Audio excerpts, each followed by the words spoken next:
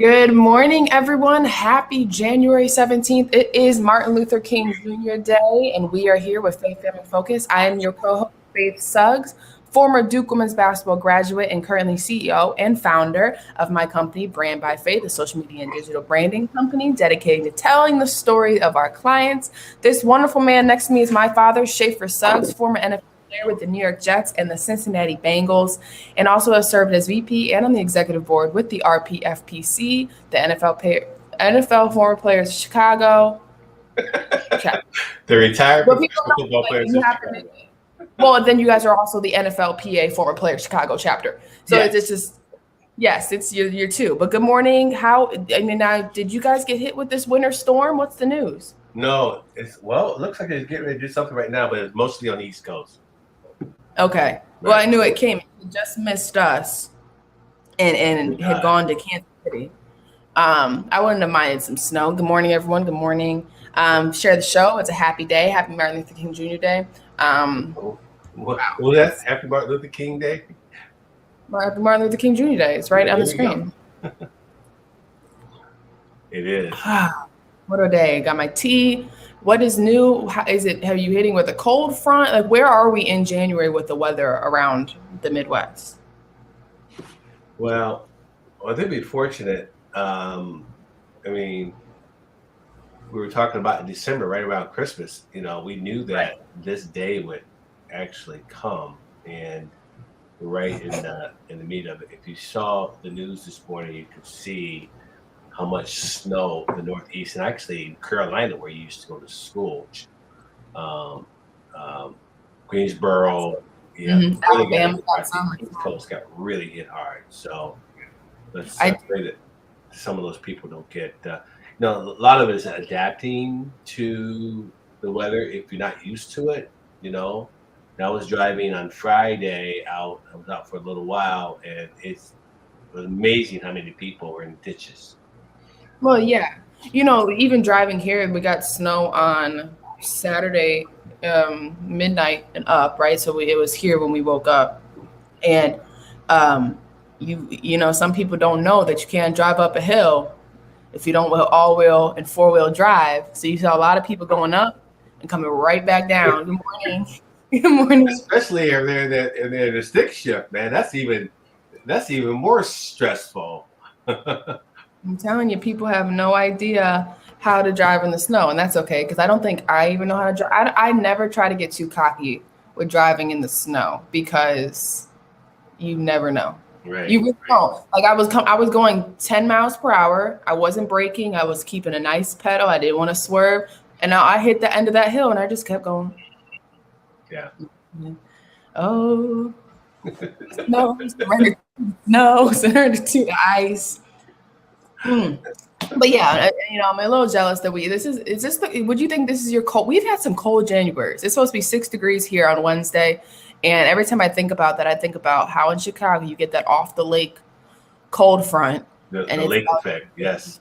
Yeah, and I think that I can survive Antarctica. No, you're not going to be able to survive. I know my daughter. I know you in the cold, and you in Antarctica would not. I'm not bad in the cold. I actually thrive in the cold. The only issue is I have cold-induced asthma that we gave us genetically. But no. And I've been watching a lot of documentaries recently. That's why I said Antarctica, because our ice is shrinking and the polar bears are running out of land. But that I think the winter feel, January to February, where there's not a lot of holidays. Of course, there's a holiday on February 3rd, my birthday. And then we have the Super Bowl on February 13th. And then we're right into Valentine's Day. So January, once it gets out the way, I tell you, it's a boring month. You just can't wait to get to your birthday. It's February 3rd. I can't wait to get to my birthday. But you're going to be 25 years old. Okay, you're going to be a quarter of a century. Yes. Wow. Goes fast. That makes you how old?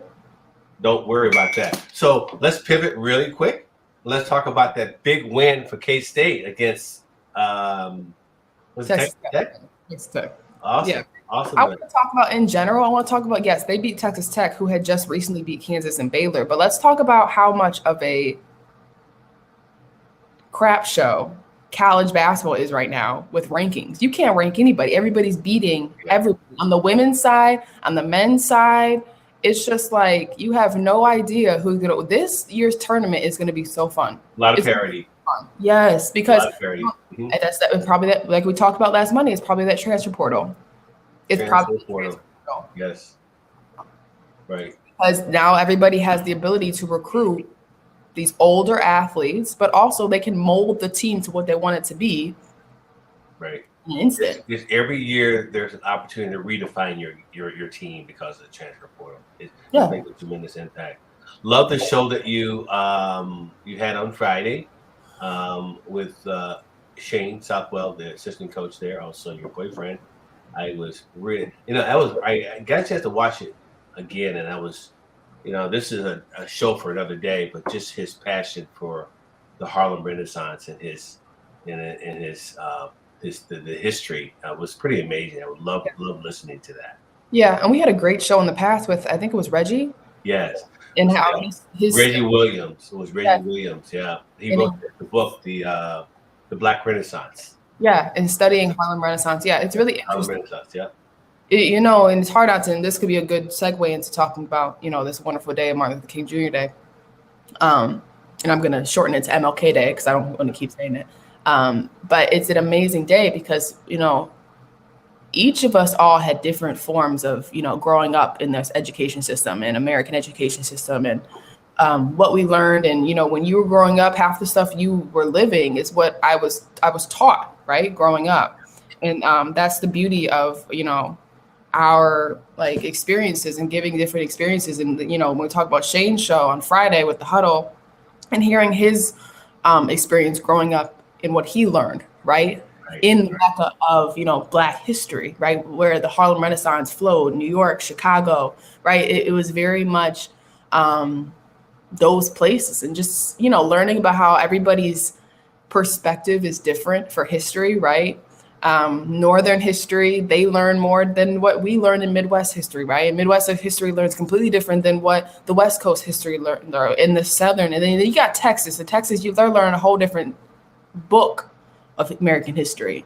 And so it's just amazing when we have guests like that. And we had Reggie Williams, we had Shane Southwell, and we had amazing guests to talk about their own experiences with studying Black history, Black culture, Black language, Black, all the stuff that comes into Black American history. Right. It's very interesting to see everybody's different perspectives and experiences on what American history is through their eyes. And it's just each opportunity you're learning from somebody in some sort of way. Right. No, you're so correct. And it's interesting with the death of the great Sidney Poitier, and he talked about in his documentary his time that he spent and the impact that Harlem had on his life and his acting. So just wanted to kind of share that, in the celebration of Dr. Martin Luther King Day and the impact, obviously, that he's had on all of our lives. But you asked me about the impact that he had on my life, and it was just amazing because I got a chance to see him for the first time. And I always talk about one of my favorite quotes is, "Darkness cannot drive out darkness; only light can do that." And I remember at the age of 13 and seeing him for the first time, I knew that he was truly the brightness for this world, and the impact that he has had on my life was the inspiration that I needed to never allow hate to destroy my dreams. Yeah. And it's interesting and it's beautiful because we'll talk about this as we dive a little bit more into the story. It's just and I have a couple great photos. Here's one thing I love about Martin Luther King Jr. And I find these, but I love finding photos from back during that time period. It wasn't that far ago, right? Well, except it's 2022 now. We blinked and it's already 2022. But finding photos like that back in the day in color, and how in American history, a lot of the civil rights movement that we study and a lot of the Martin Luther King coverage and Malcolm X coverage and, just studying these key leaders in the civil rights movement, they kept it all in black and white. And we know why they kept it in black and white. They wanted to make it seem like it was so long ago, but it wasn't so long ago, right? The civil rights movement basically just happened. And we're still dealing with repercussions and fighting through for justice and peace and equality and equity for all. But finding these photos like this one, in color with his kids, and then it's just so. That's an amazing, beautiful picture. right? It's just so beautiful when you can find them in color. And there were some amazing ones that circled the internet last year, just him and Coretta on vacation, I think in Cuba in color. And those were just so, but this one right here is one of my favorites. Yes, yes, that resonates with me. You get the little baseball bat, teaching his son how to hold the baseball bat. That's great. Yeah. Thank you for sharing that. That's a beautiful picture. Yeah. But, everybody's experience with learning. Good morning, Jealous. Wish we were in Fort Myers Beach. Yeah, I was concerned about him really quick, but we'll jump back on Martin Luther King, but they got really bad weather down to get tornadoes. Well, they have tornadoes in Florida. Yeah. Mm-hmm. It's the end of the world. Hope you're doing okay, Buford. Well, not even that, but that tsunami. I don't know if you saw the tsunami, the volcano that blew up underwater. Did you see that? Mm-hmm. Okay, sorry. It's just so amazing with everything that's going on right now. But good morning, everyone. Good morning, Buford. But we love talking to everybody, so say hello. But, today is Martin Luther King Day, and we're just discussing how amazing it is that now we have these photos from back then that are in color. And then your experience with, you were able to, really witness the impact Martin Luther King had on your life. And it was just really amazing to get that perspective, right? You're our own historical book, right? We can bounce ideas off you, can study you, but also my generation now, which is amazing, has found ways to kind of put the message of Martin Luther King and the civil rights movement along with, Malcolm X and other great, amazing Black leaders. And we're able to kind of teach that part of history without making the history compete against one another, which is something that we always want to do, right? We want a good guy and a bad guy. But I think that it's even when we talk about W.E.B. Du Bois, right, in Booker T. Washington, we always want to put these leaders against each other. But it's amazing now in today's society as we're learning more, we're reading more, we're creating more documentaries, and we're studying it more in depth. We're able to kind of really celebrate these leaders the correct way and really teach the next generation. Oh, right? It's my cousin. Good morning. Good morning. And everybody, Buford is doing well. Tornado was 8 miles north. Okay, thank God. For those of you who don't know, Buford is the founder and designer. Sponsor. Thank you. I was kind of the designer, but the sponsor of our Suggs mugs, and he came up with this right here, Suggs mugs. We didn't really have a founder, though. They just kind of came to us. It was a great idea. Good morning, everyone, though. But yes, once again, it is Dr. Martin Luther King Day, an amazing day for us to reflect.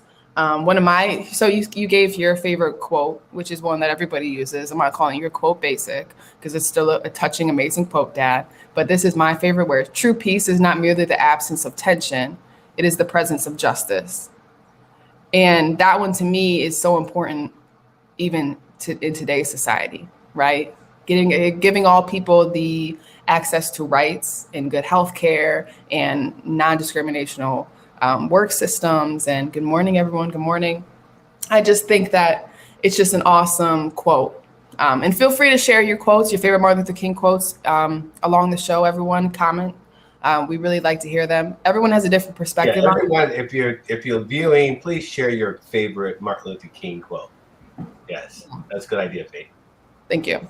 Thank you for repeating me. But yes, that is my favorite one. And you want to know why? Because true peace is not merely the absence of tension. And that's what I feel like that was once the goal, right? In general, we just wanted to have equality. We just wanted the opportunity to even get interviews, right? We wanted opportunity. But now I feel like not only is it's the peace is the absence of tension, what we're seeing is now people are demanding, okay, now we have peace. Now let's get equity and justice for all. Let's get this opportunity. Let's pass these laws. So we're just watching the evolution each year. We get to reflect on Martin Luther King's dream and his story and his life and his livelihood. And it's just amazing how we're doing so.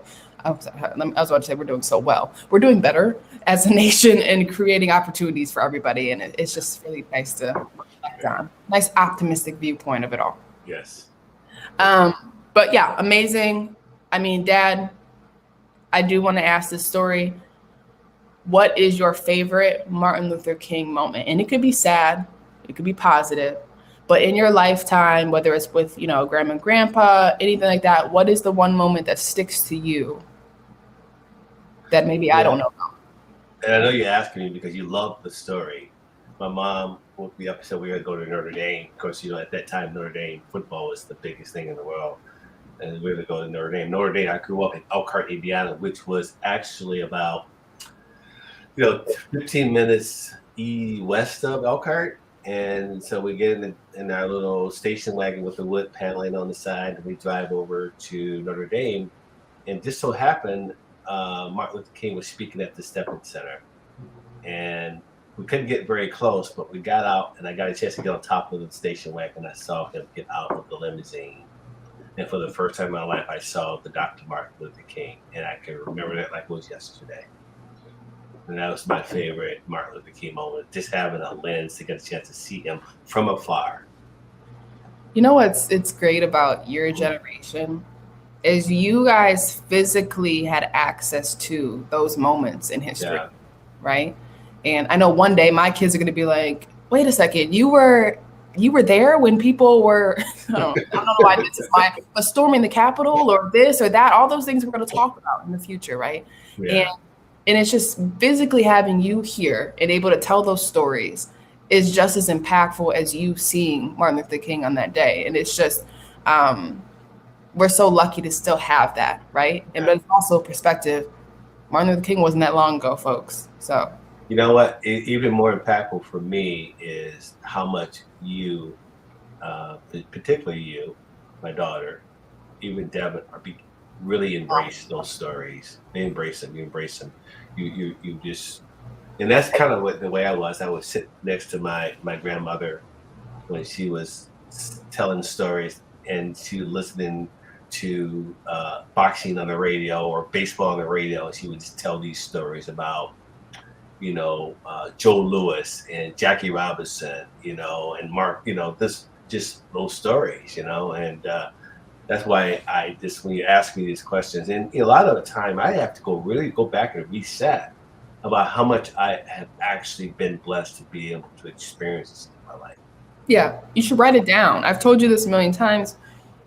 You have to write these moments down. You know what I mean? You'd have to get a journal. You have to write these moments down because you don't realize how important your experience is towards, your future great grandchildren who, you're kind of old now, but hopefully you get to meet them. I love you. But in the long time future, right, is you think about like, when you talk about Ma and you talk about like your family members who I never got to meet, but the experiences they had as not just, people in America, but Black people in America, those stories are transcendendable, right? They're important. They belong to be passed down. So just having the opportunity to write them down, I tell you, write them down. Stop wasting time. Yeah. I want to say something too. Very important, during this time that not only the African American generation, but the white generation that finally have, with the Floyd situation, what has happened the last couple of years, are finally getting a lens on this. Yeah. And people that in my life that I've met are finally saying, "Oh my God, I want to watch these movies. I want to watch Guess Who's Coming to Dinner. I want to watch all these Sidney Poitier movies." And it took something like this, right, to kind of bring a lens on people that have really wonderful hearts, but up until that point, if they had not met me or they had not met this had happened, they still would not have a lens on understanding really what our lives are like and the struggle that we have experienced in our life. And it's just amazing that there's still, and we're talking about, the resistance to teach Black history, the resistance to teach. What's that term again? Critical race theory. Critical race theory is so important, and the resistance to that is just, to me, it's criminal, because it does give all people an opportunity to really see history the way it is. Yeah. And give an understanding of why Martin Luther King's dream is so dang important. Right. Why Martin Luther King's dream was important. Why Malcolm X's voice was important. Right. And what's interesting is one thing that I have found is difference is so beautiful, right? Each difference between each of us individually is something that's amazingly once in a lifetime, right? You're different from me. I'm different from you. I'm different from so-and-so. I'm different from so-and-so. Every person you meet in life, it cannot be just like you. And we should celebrate those differences, right? And so, yes, that's another thing, right? Is it when we learn to embrace difference, right? And understand that difference isn't exactly something we should avoid. You somehow find a way, okay, that affects somebody I love. Let me learn how it affects them. What can I do to diminish the pain? What can I do to diminish discrimination? What can I do? Did I say something wrong? Why did I say something wrong? How did I say something wrong? How can I be educated on what I said wrong, right? And it's not easy for a lot of people because it's hard for us because a lot of people are 45 plus and now learning I was doing things wrong, right? Trust me, every year we learn we did something wrong. Yeah. Everybody. It's the whole part about, first educating, healing, educating, forgiving, and going on, right? So that's the process. The guilt doesn't necessarily have to immobilize you, and because it didn't happen but you're allowing yourself to perpetuate that when you don't acknowledge it and understand it, right? Yeah. So you are doing yourself an injustice, and this is all people. This is not one race. You are doing yourself an injustice by not educating yourself daily. Yeah. Right? If there's something you do not know, learn. Right? It doesn't even have to be about something as influential and impactful as race and culture, ethnicity. It can very much be, when is the last time you read a book? Because what you don't realize is that literature, language, and movie documentaries, they give you a pulse of what's happening around you. Yeah. This is one thing I want to do. A couple years ago, Becky and I actually stopped by Lorraine Motel where MLK was assassinated. What's a real feeling? One of the favorite quotes from him was, "Faith is taking the first step, even when you don't see the whole staircase." Yeah, that's one of my favorites. Good morning, everyone. Good morning. Yes. And that's another thing we talk on, and then eventually we'll transition a little bit into what we're talking about, which is, once again, learning to understand everybody's perspectives and cultures and everything is different, and learning to embrace that for them. Trust me, that'll come up in our next conversation. But one of the things that we don't have to feel the pressure on is you don't have to constantly educate people and correct people and try to walk them through it, right? If you want to, 100%, please do so, right? But also living your life the correct way, right? Stopping injustice, right? Before it has to transcend into a bigger conversation, right? I've been at dinner tables. I've been corrected it with microaggressions. I've had these experiences, but, right? You keep living your whole truth. You keep having these conversations with others who are willing to listen. You keep having, encouraging others to maybe, hey, read this book. I loved this one. Maybe you should like this, right? Or watch this documentary. You might like this. Or watch this movie. You might love it. And let me know what you think about it. Those type of conversations are important. And I think that's the best way to kind of celebrate this day as well. There's a couple great books and documentaries you can catch that'll kind of help you kind of understand not just the impact of Martin Luther King, but the entire impact of the civil rights movement. Right. The 13th was 13th one. Selma is rough. Selma's rough. I don't know if I would have been walking, but Selma's rough. Selma's rough. But that's just one that it's just beautiful to kind of put in front of us something a lot of us didn't get to witness. Well, so your point is Selma was rough. I mean, for even a person, African American, are who we are, to watch that, how difficult it is to watch it. That's what I was talking about. It is really hard to watch. That's what I said. I don't know if I would have been walking. It's just, you don't understand the courage. Like, they knew what they were walking into. That's the most like eye-opening moment of it all, right?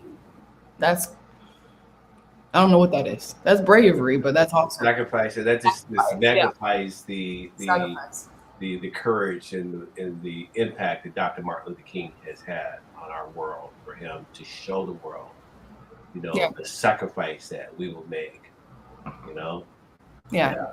Was that that was your favorite, right, too, right? That was Buford's.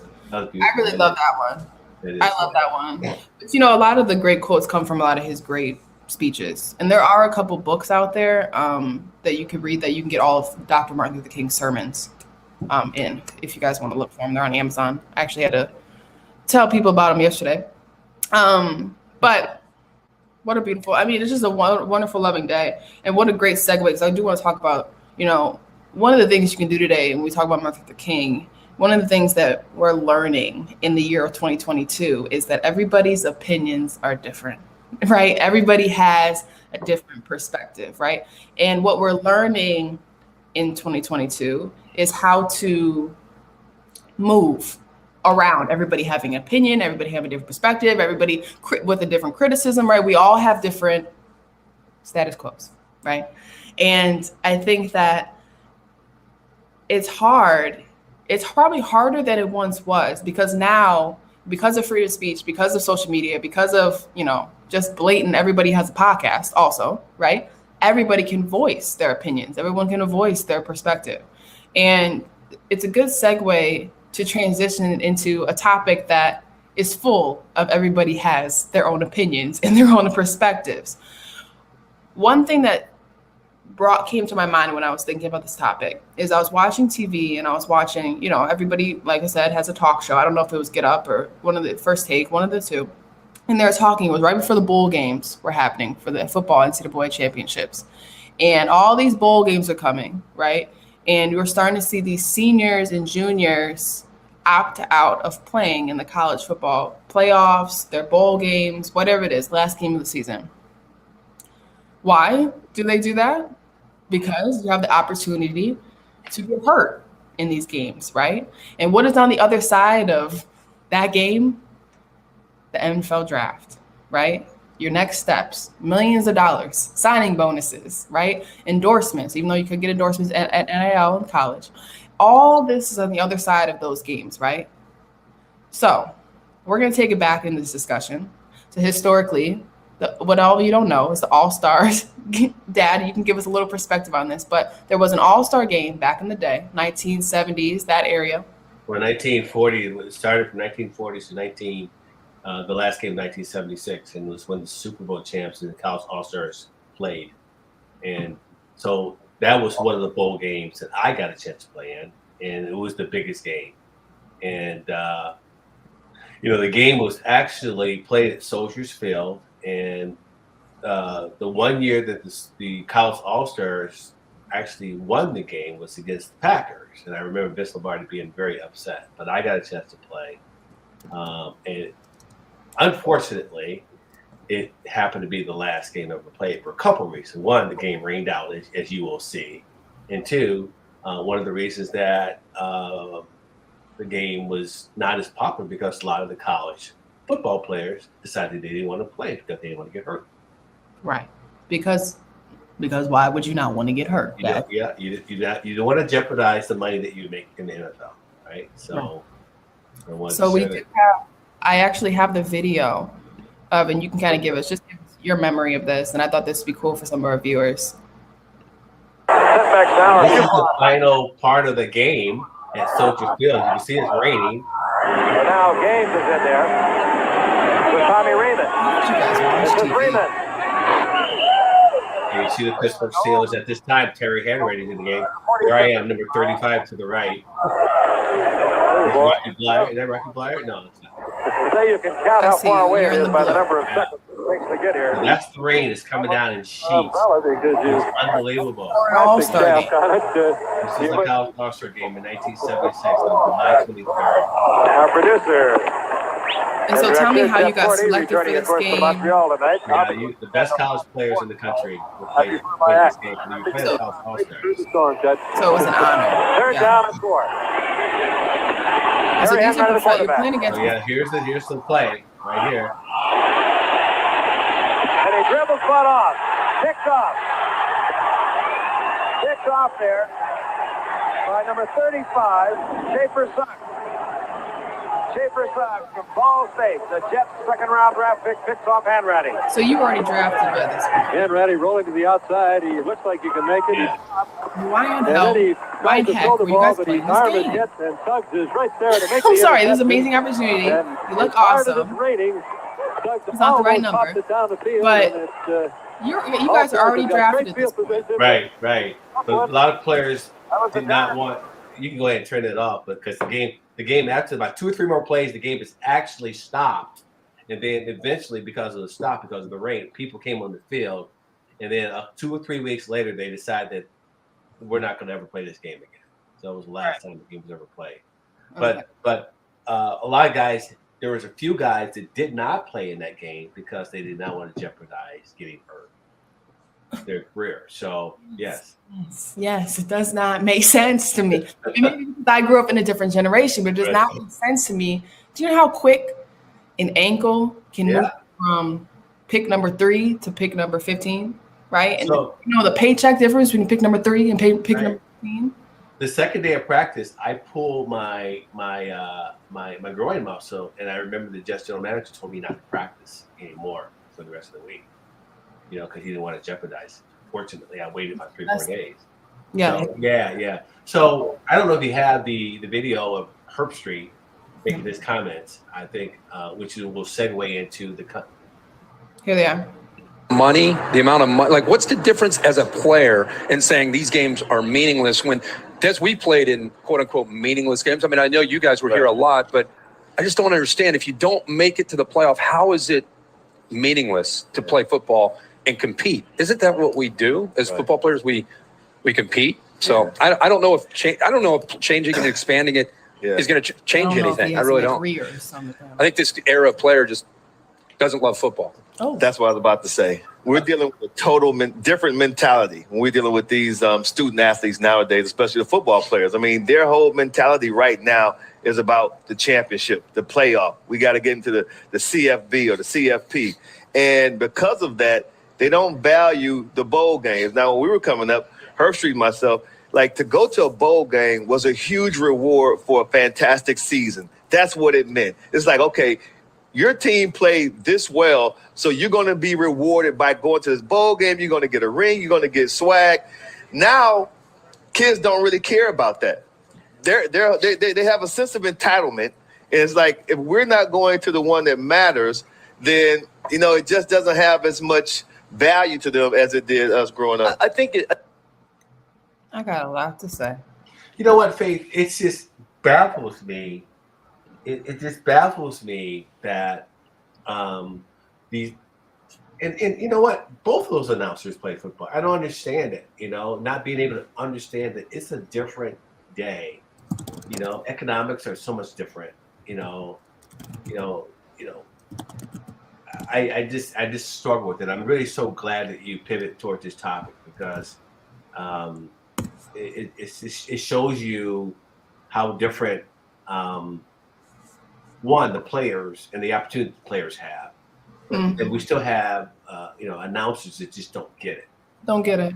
They don't get it. That's all. Same announcers that said these kids shouldn't get paid for NIL. Exactly. Right? These are the same announcers probably said to take out the transfer portal. Here's what I took. I wrote notes down because that's the first time I actually really watched it. I only had bits and pieces through Twitter when I saw it. And please, everyone, give me your thoughts on it as well, because I may be wrong. I may be biased in my generation, but I don't think I am. First, he said, in our generation, going to a bowl game was, a great thing. First of all, do you know how many bowl games are there now? Yeah, there's a down the street bowl game. There's a around the blocks bowl game. The Doritos, the Tostitos, the 7-Eleven bowl game. Okay, there's more than 15 bowl games probably, right? Everybody gets a bowl game. Okay. In my time at Duke, actually, Duke football got 2 bowl games, 2 or 3. And you don't have to necessarily have a successful season to be in a bowl game anymore. How was Rutgers in a bowl game this year? How were they in a bowl game? So the point is lower than 5th. Yeah. So I get it. Okay, so here's what I want to say about the bowl game situation. Yes, you're correct. Going to a bowl game wasn't a major honor during the time you played. It's not anymore. Okay? It's not, right? It's very much stemmed around probably financial and economic growth for the universities, right? I guess we can say it's viewership for players who want to get to the draft, but they don't have enough film. Cool. And it's also a game for the seniors who maybe didn't get to play for 4 years. Now the seniors are going to go get picked number 6 in the NFL draft and get a signing bonus, probably $1.2 million. Okay, it's not that. It's no longer a sense of honor. It's more kind of like, hey, we get this 100%, but your generation made it. So there were 15 to 20 bowl games for these kids to get an opportunity. Like I said before, Rutgers should not have been in a bowl game this year. That's, and this is no like shots at Rutgers, but it's shot at the fact that we don't have the bar high enough for bowl games. Right. So let me say this: that one kid that plays for Rutgers and has a chance to play in the NFL draft, why would he play in that meaningless game? Right. But and Rutgers is playing in that game because they're going to get a lot of money from NBC, ESPN, right? Man, do people know how much these? Okay, you get a lot of money when you get to play in a bowl game, and that's why we created the bowl games, right? All of this is a business. It's for economic growth of the university or organizations. The money goes in the coaches' pockets. If a coach gets into a bowl game, they get a bonus, people, right? Each person on staff in their contract has it. If we make a bowl game, we get a bonus of $25,000. $50,000, $5,000. And this is not just football. This is college basketball as well. You make it to the tournament, you get a bonus. Each level you get in the tournament, you get a bonus. And the bonus keeps getting bigger, just like in the NBA. Do the players get a bonus? The players do not get a bonus, but they get a swag bag. That's what he said. They get a swag bag. Right, a swag bag. Secondly, this is watch. A watch. First of all, I have like 70 watches from the NCAA tournament that don't click. That don't work. I don't even know where the windup is. Secondly, he says that they don't love football. Oh, okay. This is a I can't even comment on that. This is a statement I say on many occasions, right? Who are you? And this is me and you too. Nobody is all high and mighty enough to tell another person how they feel. We don't have that unless we are God and Jesus Christ. We cannot genuinely see the soul of another person. So how are you going to decide that those kids don't love football? And here's the thing. Okay, they don't love football. Maybe a couple of them don't. I'm sure there are a couple of them don't. They went to play at Rutgers because they got to play two sport athletes, right? Whatever. Okay, you created the bowl games for them to go to. Like, you created the bowl game for these kids that apparently don't like football to go to and play. For your entertainment, for your amusement, for you to be able to sit up there on Saturday game day and get paid. Okay. So for them to say that, it goes back to this conversation of what this all about is how do we define toughness in today's sports arena, right? Because basically what he's saying is they're soft, right? We did it better. We did it. Right? We did it better. We love football more. We love sports more. We sacrificed more. Well, trust me, Schaefer Suggs' generation probably thinks you guys are soft. And they sacrificed more. And they hit harder. And the rules were tougher. Right? Each generation is going to think they did it better than the next generation. Right? We look at Charles Barkley continuously says these players couldn't play during our time period because we were overly physical. Right? And then you got Bill Lambier who says, are you kidding me? Chuck, come down here. Right? And then you have Bill Russell, and they're saying Bill Russell wasn't great because Bill Russell did everything. We do this, right? We do this as competitors, right? Because we want our level of play to always be the highest level of play. That keeps us relevant. It keeps those men on the panel relevant, right? When we played in a bowl game, we did this. Guys, it's okay. Scoot over. The game is evolving. The game is changing. You provided 25 plus bowl games. It's okay, right? It's okay. And just because they don't want to play in a bowl game, and now we're finally getting to the point of it all because I'm very upset about this. But now that we're getting to the point of all, just because they don't want to play in the bowl game does not mean they don't love football. Matter of fact, I think it means they love football more because they want an opportunity to play for the 3.5 average years in the NFL. Thoughts? Yeah. Very good point. What do you think? I from your age, from your generation, from how you played football, what do you think? Well, it's very different. You know, when I played, it was an honor to play in the All-Star games because it was the important game that you needed to bring your draft value up. It was very different. Right. the purpose of the game, because we didn't have combines. You know, so if you were invited to a bowl game, you got a chance to be looked at by coaches. So the East West Shrine game, the Senior Bowl, the Hula Bowl, the All-Star game was played after all that.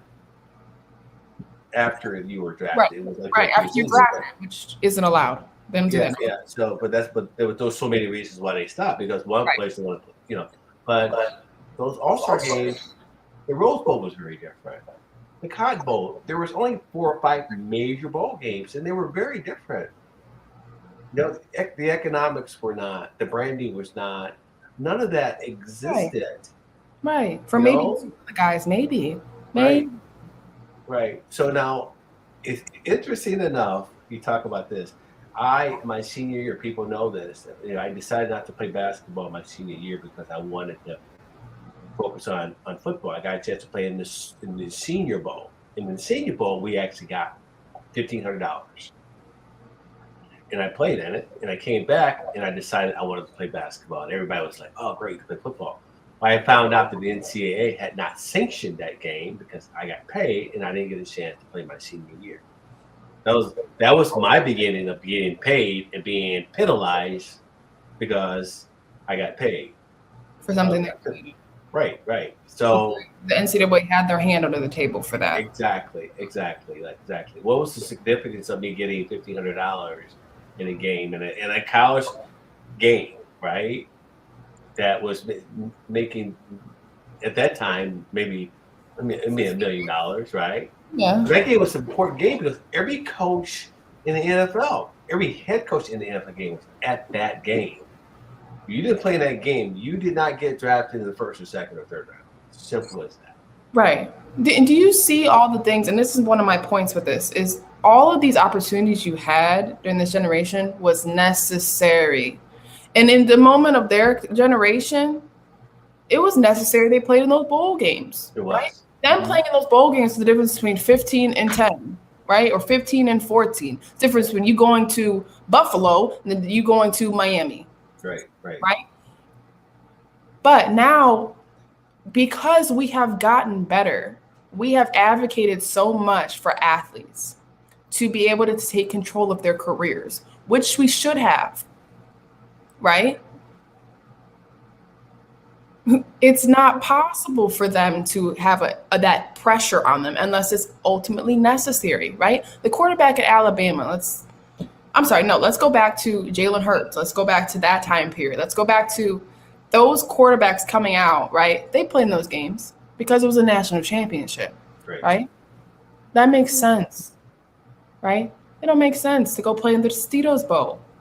It does not make sense. You go and play in the Tostitos Bowl, your first catch, whatever, roll your ankle.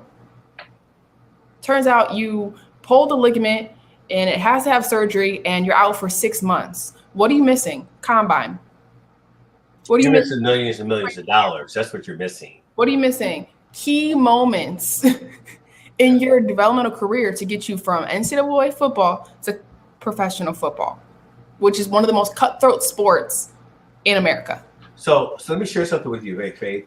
The technology, the recruiting, the visibility that these college coaches have on college athletes right now is even before those bowl games, these players know where they're going to go.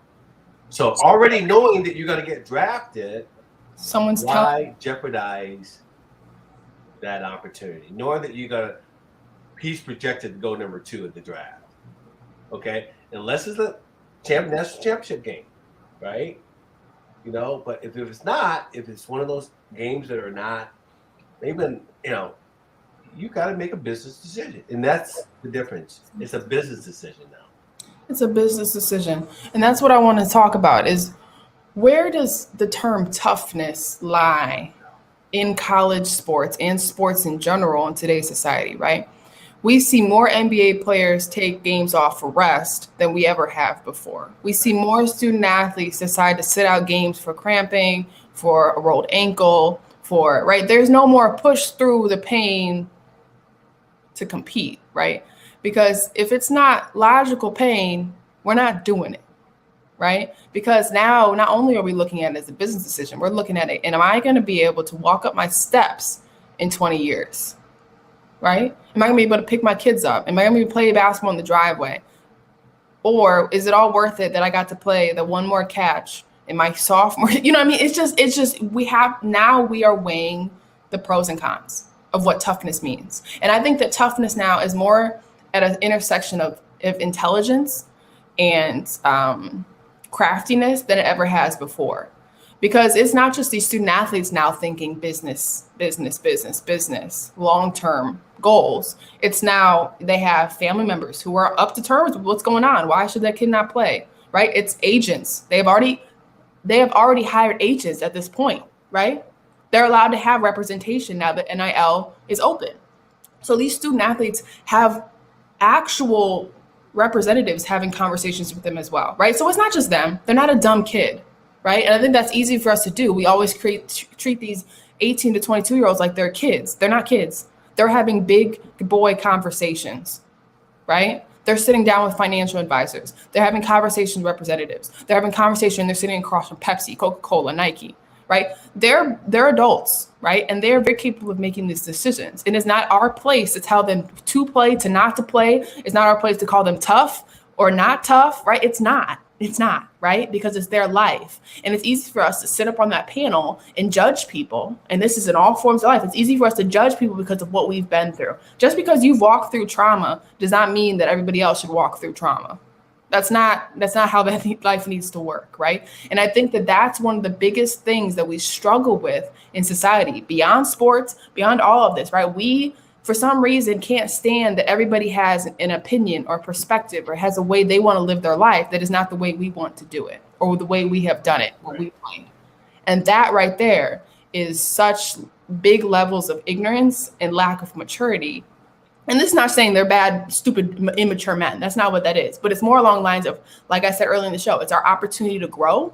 This is an opportunity for us to grow with what these younger generations, Generation Z, what they're pushing forward is now they're a lot more smarter and conscious of the long term than ever before. Yeah. I even noticed and experienced in the last couple of years, high school athletes who got hurt their senior year, opting out of playing in games so they didn't jeopardize their college scholarships. Because a college scholarship now is worth millions of dollars. Yes. Because with now the NIL, which so for families who are watching, NIL is name, image, and likeness. So, which has changed the landscape of college sports, amateur sports, right? So, right. Yes. Good morning, everyone. Good morning. And you know what's interesting is I think that there's a lot of bitterness and jealousy surrounding not just NIL, right? Now that the student athletes can make money. We have this conversation about name, image, likeness. This new generation has so much control, right, over their playing career. They don't get to control if they play or not, but they get to control who do they work for, where do they want to make money, when can they play, when do they want to play. Right? The bowl game, at the end of the day, everyone knows is the end of the season. The season's over, right? The practices you're having are probably full of kickball. That's just that. For people who have played in college sports, they know the postseason is fun time. It's roll the balls out and have fun because you've done the work. You're at the point of the end of the season. Okay. So the fact these student athletes, we're not in. I'm trying to wrap the mental preparation for these end of season games is nowhere near what it once was. It's more kind of like, guys, you worked hard. Good job. Let's just go out there and have fun. That's right. Obviously you want to win, but it's more, we've already got our $25,000 bonuses, right? Go out there and have fun. And so the fact these student athletes are making the decision to be like, I don't know if this is smart for me because I have the mock draft has me at 4 going to Miami or to New York, right? I don't think that's smart for me. It's not smart for you. We've seen so many. Think about how many athletes get carted off or have to limp or training staff has to come into the game in a single football game. Yeah. Just think about it. It happens every game. Right? Especially when we're talking about football. Right. And so we got to let it go. We got to let that feeling of because we did it one way, they should do it that way. And because they don't do it that way, the way that we did it, we're better than them and they're not better than us. We have to let that go. Well, for sure, it's changing. It has changed. And you're going to have some that will have a hard time with accepting the change. The reality is it is changing. Change is happening. If you don't, and we keep saying this, if you don't jump on the train, you're going to miss out on a lot, because this Generation Z is different, right? They are different. And if you guys haven't gotten the opportunity to watch the TED Talk yet by Candace Parker, she touches on some amazing topics about how her daughter and that generation is teaching her and teaching us so much about how to treat one another, how to advocate for one another, how to make decisions for ourselves over others, right? It's just, they're so ahead of us in how to live this life. We have so much to learn from them, right? And it's amazing, right? They're telling us what stores not to shop at because it's not gender and body conscious. They're telling us not to go eat Coca-Cola anymore, right? There's all these things they're educating us on, and with this, our opportunity to grow, right? At 25, I can grow. At 45, Schaefer Suggs, you can grow, right? We all have the opportunity to grow, and so it's just, really tap into what's going on around you and what's happening. You said I was 45. I love you so much. I was just trying to be kind. Everybody knows how old you are. But yeah, so wonderful show, wonderful discussion. I hope everyone enjoyed it. I hope everyone has a wonderful Martin Luther King Jr. Day. What you can do today is read a book, find a documentary, find a children's book. There's many of them. Read them to your kids, read them to your family members, give someone a call, have a good discussion. So many things we could do. Yes. So everyone, welcome. Thank you again for joining us at Faith Family Focus. Once again, we use our faith and our stories to strengthen the family core of those around us. And of course, our slogan: let go, let God, let go, let faith, and let go, let love. And officially, we have a new top 25 rankings for NCAA men's basketball. So everyone go check that out. It's very interesting. See you guys soon.